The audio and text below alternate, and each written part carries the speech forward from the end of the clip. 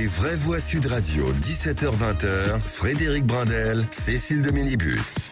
C'est les vraies voix. On vous souhaite la bienvenue avec Philippe Bilger ce soir, avec Bruno Pomar aussi, Olivier d'Artigol et bien entendu mon camarade Frédéric Brindel qui est avec nous et va revenir sur cette nouvelle. L'Union européenne vient enfin de trouver un accord pour plafonner le prix du gaz, un accord qui arrive un peu tard selon certains. Est-ce que vous avez, vous, l'impression d'être manipulé? On vous pose la question. C'est 99% de vous, enfin en tout cas des auditeurs qui commentent et qui votent, qui nous disent oui. On va en parler avec notre expert, Philippe Charlez, qui est avec nous. Bonsoir, merci d'être avec nous. Vous êtes expert en questions énergétiques à l'Institut Sapiens. Et d'abord, petit tour de table avec Philippe Bilger. Tout le monde annonce ça comme une bonne nouvelle, enfin, de ce plafonnement de ce prix du gaz. Moi, j'ai l'impression que c'est aussi une bonne nouvelle, mais si vous le permettez, Cécile est devant un éminent spécialiste. Oui. J'ai essayé de comprendre récemment ce qui se passait et j'ai constaté que les entreprises et les ménages faisaient des efforts de sobriété, mais que très naturellement, ça entraînait des préjudices et des conséquences très dommageables pour la vie de l'industrie et du commerce. Et à partir de là, franchement, je ne sais pas où aller. Est-ce que c'est inévitable ou est-ce que ce dont parle Cécile va nous aider à régler ce problème ? Bon, on peut commencer déjà par l'expertise avant de revenir avec nos éditorialistes pour que vous nous expliquiez. Parce que je pense que personne ne comprend vraiment l'importance que ça a et ce qui va découler de ça. La règle d'abord peut-être. Donc en fait, l'Union européenne a donc décidé, alors on dit caper, mais en fait de plafonner le prix du gaz à 180 €. Donc qui n'était pas jusqu'ici. Qui n'était pas jusqu'ici. Et là, on parle en mégawattheure, c'est ça. Par mégawattheure, voilà. Absolument. On parle toujours par mégawattheure. Toujours. Mais donc le prix du gaz va être capé à 180 €, ce qui veut dire que si jamais le prix du marché dépassait les 180 €, les Européens n'achèteront plus de gaz au-delà de ces 180 €.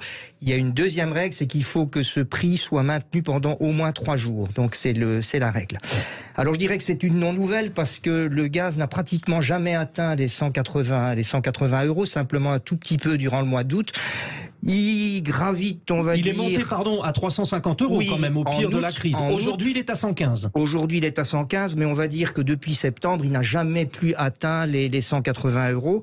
Est-ce qu'on peut dire que compte tenu de la possible récession économique qui nous attend prochainement, également de la réduction de la consommation gazière, parce que ce n'est pas qu'en Europe, également en Chine, bien que les marchés soient quand même déconnectés, il est très peu probable que le gaz atteigne les 180 € au moins dans les 3-4 mois à venir, c'est-à-dire durant l'hiver. Je n'y crois pas beaucoup. Donc c'est une non-nouvelle en fait. C'est une non-nouvelle. Oui. On aurait capé le gaz à 110 ou à 120 €. Là, ça aurait été impactant, voire risqué, parce que tout blocage peut toujours créer des pénuries, bien que le gaz est difficilement, contrairement au pétrole qui n'est pas fongible, il est toujours difficilement vendable ailleurs.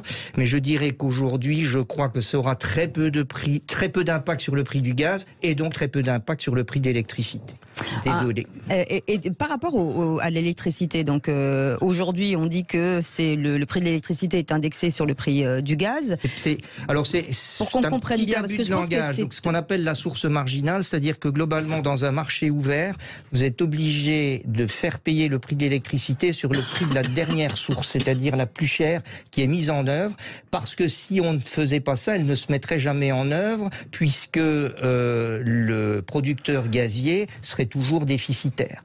Et donc aujourd'hui, comme l'électricité est quand même une denrée très particulière puisqu'elle n'est pas stockable, et donc en fait l'offre et la demande doivent constamment être équilibrés, et tout cela, les prix de l'électricité sont révisables toutes les 20 minutes ou toutes les demi-heures, donc ce qui veut dire que cette notion d'ordre marginal et de source marginale est aujourd'hui incontournable, sauf à ce que la France redevienne indépendante en électricité et reconstruise, ce n'est pas tout, et reconstruisent un EDF national, puisque même à l'intérieur d'un pays comme l'Espagne, cette règle continue à avoir lieu, donc cette règle de concurrence. La seule solution, ça aurait été non pas de caper, mais de subventionner le gaz à l'échelle de l'Union européenne, ce qui paraissait impossible vis-à-vis de l'Italie et de l'Allemagne, qui sont des très gros consommateurs de gaz électrique, alors que la France l'est beaucoup moins. Et donc ça veut dire que l'Allemagne et l'Italie auraient en fait subventionné lourdement pour faire baisser le prix de l'électricité, qu'aurait été tout bénéfice pour la France. Donc ça paraissait difficile. Olivier d'Artigol, réaction, on a l'impression qu'ils font un peu ce qu'ils veulent, quelque part. Je trouve qu'au cours des dernières semaines, l'opinion publique, comme on dit, a pu se faire une idée précise des causes de la crise énergétique. Pas uniquement sur l'actualité ukrainienne, mais a pu voir, mais tant mieux. Il y a eu des voix autorisées en commission parlementaire, au Parlement, d'anciens grands dirigeants d'EDF, d'anciens grands dirigeants de la filière nucléaire, pour d'abord dire comment ce qui était une pépite industrielle, ce qui était un joyau national, a pu être autant abîmé, pour ne pas dire plus, autant sacrifié. Première chose. Deuxième chose, c'est intéressant ce que vous nous dites, parce que vous voyez, entre l'effet d'annonce, tiens, c'est en train de bouger sur le plan européen, et ce que vous nous dites au final, comme quoi ça ne changera rien, en fait, sur les prochaines factures d'électricité, c'est le type même de moment politique où les gens se disent, mais enfin, tout ça dysfonctionne. Et il faudra peut-être en sortir pour faire autre chose. Tout ça pour ça. Alors, d'ailleurs, pour preuve, on a été interviewé hier par Atlantico, 3 experts, et on ne s'est pas parlé. Vous pouvez lire l'article, hein.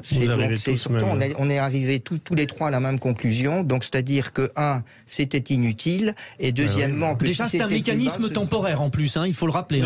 C'est un mécanisme temporaire, mais c'est capé trop. Je vous dis, c'est capé trop pour que ça serve à quelque chose. Et si c'était capé plus bas, ça donnait des risques de pénurie, donc c'est uniquement pour sauver la face et faire. Mais ça envoie une information quand même positive. C'est ça le truc, c'est ça qui est dingue, c'est que tout le monde a réagi en disant quelle bonne nouvelle. Oui, puisque Philippe Bilger a dit au début, je pense que c'est une bonne nouvelle. Tout simplement parce qu'on ne compare pas les 180 aux 110 actuels. Bruno Pomar. N'oubliez pas mon ignorance. Attendez, mais on est tous ignorants. On est tous ignorants, malheureusement. Permettez-moi de revenir très terre à terre.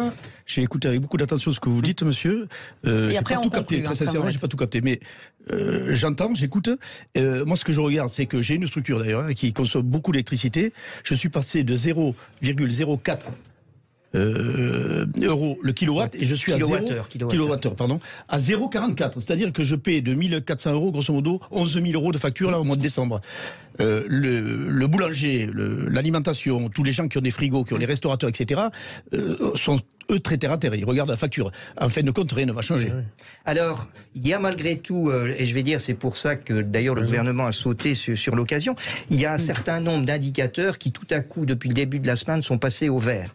Alors, la consommation s'est réduite de 10%, c'est vrai, mais on pourra discuter après pourquoi. Et effectivement, doit-on penser que c'est uniquement la sobriété énergétique de l'individu? Je ne pense pas. La deuxième chose, c'est que ça, c'est une bonne nouvelle. Compte tenu de cette diminution, la France, depuis environ 2 mois, était importatrice d'électricité. Depuis lundi, elle est redevenue exportatrice d'électricité. Et du coup, le prix du mégawattheure s'est effondré, ce qui est quand même une bonne nouvelle pour vous.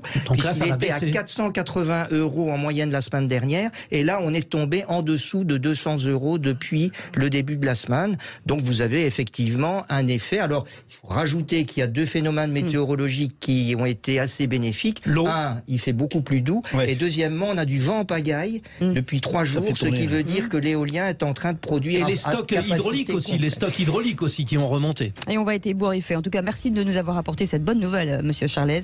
Philippe Charlez, expert en questions énergétiques à l'Institut Sapiens. On aura le temps ou l'occasion de vous réinviter parce que c'était passionnant et de faire un débat un tout petit peu plus long. Vous restez avec nous, on revient dans un instant avec Félix Mathieu. Et ce qui vous clique sur les réseaux sociaux. À tout de suite.